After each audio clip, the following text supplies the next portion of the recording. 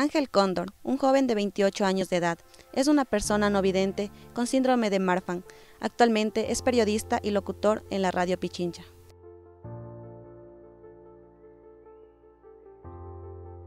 Pero antes de seguirles contando de lo que hace actualmente Ángel, retrocedamos en el tiempo para conocer más de él. Bueno, yo perdí la vista más o menos a los 16 o 15 años, fue en el 2011. Fue de una manera paulatina. Empecé perdiendo primero la visión del ojo derecho cuando era más pequeño. Después perdí la visión del ojo izquierdo. No se pudo hacer nada por el ojo derecho por una cuestión de negligencia médica y también por desconocimiento. No sabía yo exactamente qué es lo que estaba sucediendo y cuando ya lo supimos ya había pasado demasiado tiempo, que era un desprendimiento de retina y se había terminado de secar la retina dentro del ojo, entonces ya era insalvable. Tipo 2010, 2011, empecé de nuevo con problemas de la retina. Volví al mismo especialista del Eugenio Espejo, pero allí en ese entonces estaban remodelando o estaban con quirófanos limitados. El punto es que no me pudieron atender. El doctor me recomendó que busque una clínica particular porque este tejido cuando se desprende tiende a recogerse, a retraerse y a secarse. Ángel tiene síndrome de Marfan. Es una enfermedad producida por una mutación genética que puede ser hereditaria o espontánea. Entre los síntomas más comunes del síndrome de Marfan se encuentra el desprendimiento de las retinas y la pérdida de vista debido a una falta de elasticidad en los tejidos de los ojos que se va desarrollando con el tiempo. Pero después de haber tenido estas cirugías, regresé al Hospital Baco Ortiz porque no había genetistas en otras partes. El doctor Gijón, Milton Gijón, que ya es fallecido, él me termina comentando que sí, que yo tengo el síndrome de Marfan. Hace unas verificaciones a nivel, digamos, a nivel de rasgos, porque nunca se realizó una prueba genética como tal, porque aquí no tenemos un laboratorio. En esa época tampoco teníamos, no sé si actualmente ya existe, un laboratorio de genética para diagnosticar. Cuando eso sucedió yo casi no recuerdo mucho porque era todavía tenía como mis 10 años, menos, entonces no me acuerdo mucho, pero lo que sí me han contado es que pasaba bastante tiempo en el hospital y sobre todo repercutía de mala manera para mis papás y para mi hermano mayor, porque son contemporáneos, pero en cambio conmigo no fue tanto. Más bien con el tiempo me fui enterando de que nomás era lo que tenía, pero que, o sea, yo sabía que no podía ver, pero no sabía por qué. Entonces con el tiempo ya me fui enterando qué enfermedad había tenido. Tras la pérdida total de su visión, Ángel tuvo que adaptarse a su nuevo estilo de vida, y eso significaba buscar nuevas maneras de aprender en un sistema educativo que no quería adaptarse a él. Bueno, mira, en el tema de las adaptaciones, al principio fue bastante complicado por un tema principalmente de que es como volver a nacer, porque o sea, tú naces con una gama de sentidos, estás acostumbrado a recibir una gama de información y en base a esa información tú te mueves en el mundo, pero ahora en cambio has dejado de recibir la información de tus ojos, la información visual. Tienes que aprender a moverte de nuevo en un mundo que es muy visual. Y en esa época no era tanto como hoy, pero igual fue complicado. Por ejemplo, yo tenía todavía pequeños destellos de visión mientras iba al colegio, pero una tarde cuando regresaba, yo ya había adquirido un bastón, por si acaso, no sabía usarlo muy bien porque todavía podía ver y a veces confiaba en la visión que tenía de 1 metro, 2 metros. Pero en una de esas ocasiones yo estaba volviendo en un bus y se nubló todo.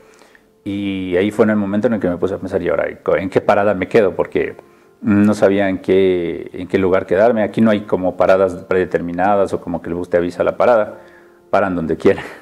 Entonces, por suerte, medio calculé el tiempo, me acerqué al conductor, le dije que me deje por favor en tal parte, dándole una señal, ¿no? La gasolinera, que en ese tiempo se llamaba gasolinera Puma.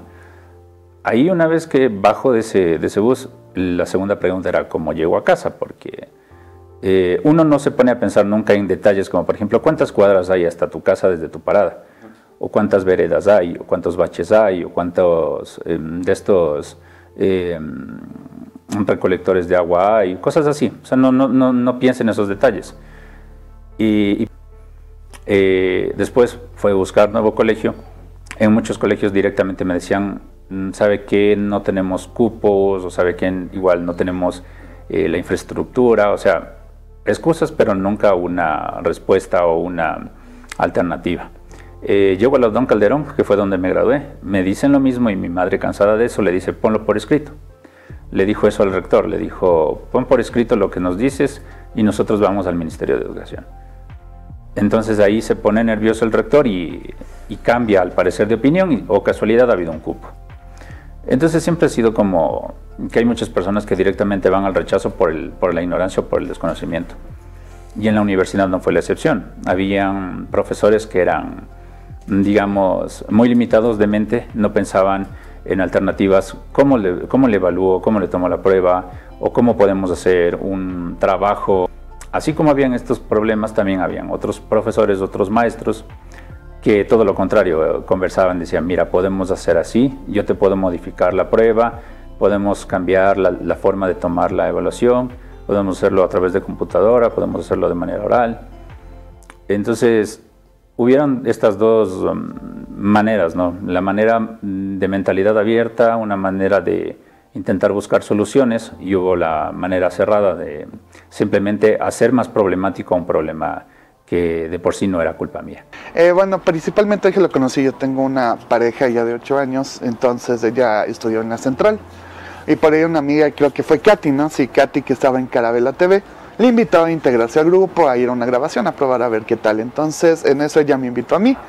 No fue incómoda, fue un poco más chévere porque yo lo hice porque somos amigos, ¿no? La colita entre los dos era muy divertido. Aparte, no le sentía incómoda porque juntos, como te digo, nos ayudábamos. Él comprendía algunas clases que yo no, y entonces como que era un mutuo ayudo entre los dos. Bueno, realmente a Ángel le conozco desde el 2015, 2016, no, eso sí no recuerdo tanto, pero fue por medio de un proyecto, de un deber que ellos tuvieron en la universidad, que por una tercera persona se contactaron conmigo. Yo ya vengo trabajando con proyectos digitales desde el 2013 y ellos necesitaban hacer una radio completa con toda una programación, y ahí es donde le pude yo conocer a Ángel en ese año. Sin embargo, con la llegada de las nuevas tecnologías, la comunicación pasó una época visual, época que para Ángel presentaría un nuevo desafío y una oportunidad para desarrollar nuevas habilidades.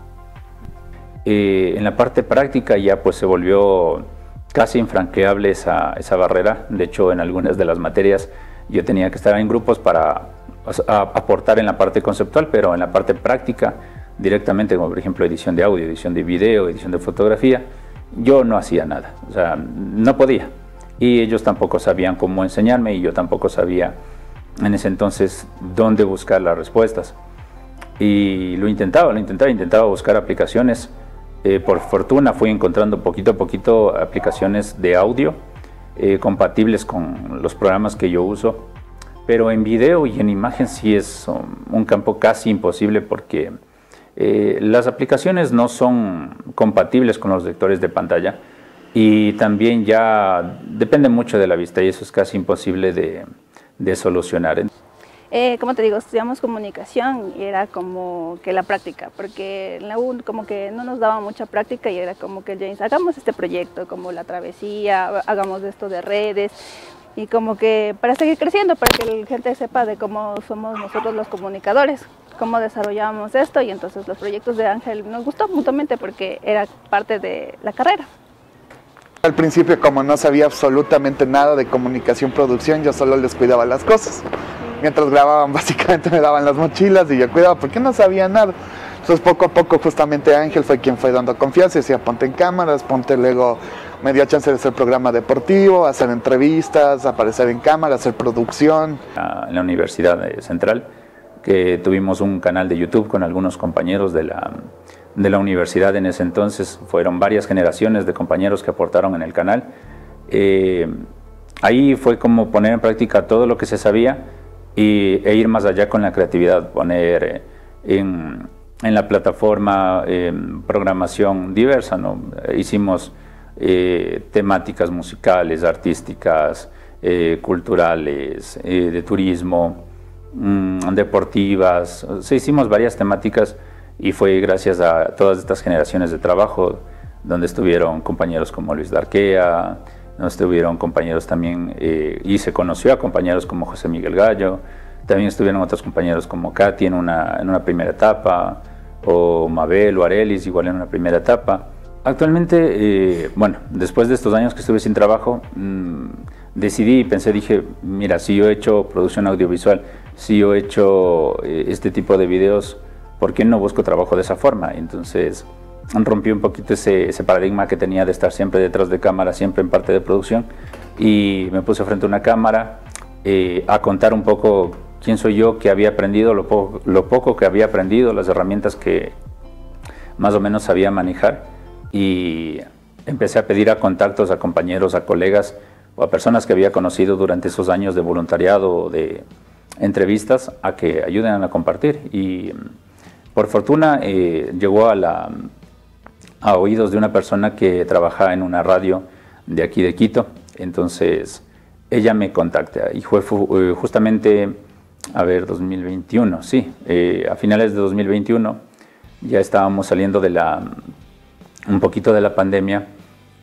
y para eso también nos sirvió bastante lo que habíamos aprendido en el canal, en Carabela TV, de hacer mucho con poco, hacer cosas interesantes, de buena calidad, con instrumentos que tal vez no cuestan tanto. En ese sentido, pues yo armé aquí en mi habitación. Primero inicié con un micrófono bastante económico, con una tarjeta de sonido bastante económica, a grabar. Grababa desde aquí yo las notas, los reportajes. Su afición por la música desde los 16 años le permitió descubrir nuevas experiencias, donde se cerraron varias puertas y asimismo se presentaron oportunidades. Sin embargo, su condición y las pocas ofertas que tenía, al no poder tener una participación más activa en los conciertos de los grupos musicales a los que entraba, además de un agotamiento y un reducido éxito, lo obligaron a retirarse de los escenarios en el 2016. Por ende, su pasión por la música haría que retome en 2019 a través de la composición de varios temas. En 2020, su enfermedad complicaría su condición cardíaca, suceso que al día de hoy lo ha inspirado a continuar y a mejorar con el objetivo de plasmar su pasión por la música a modo de despedida. Yo me retiré en el 2016, lo dejé en pausa, y de lo poco que había aprendido, porque siempre he aprendido de manera autodidacta, me dediqué a la guitarra y a componer canciones. En el 2020, 2021, que se vino la pandemia, con más fuerza, que nos dio esa noción de mortalidad, nos puso frente a frente a la muerte, pues uno dijo, debo dejar haciendo algo, porque si muero, pues no voy a dejar nada registrado. En ese sentido, volví de nuevo a tomar todo lo que es trabajo en equipo. Busqué un buen productor que había conocido igualmente durante los años en Carabela TV. Busqué postulaciones de vocalistas, y me puse manos a la obra con el tema de producir las canciones. Se sacaron 7 canciones, hasta el momento están 7 canciones que suenan en las plataformas musicales. Se buscó también la forma de subir a todas esas nuevas plataformas que hay, y hasta ahí me he detenido un poquito en la música, porque igual actualmente estoy componiendo nuevas canciones y esperando también encontrar nuevos músicos para que el proyecto sea algo más colaborativo y se pueda, digamos, experimentar con diferentes sonidos, porque no me gusta mucho encasillar en un solo sonido.